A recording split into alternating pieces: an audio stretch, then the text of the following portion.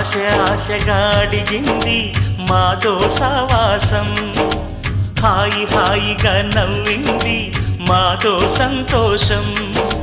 మధురమైన మమకారం మా ఇంటి పేరు అంటే, మనసు మీటు అనురాగం మా మాట తీరు అంటే, బతుకంటే ఎంత బాగుంటుందా అనుకోదా లోకం. ఇటువంటి వింత తను చూసిందా అనుకోదా స్వర్గం. సరే పమాగరే సరే సరే సా.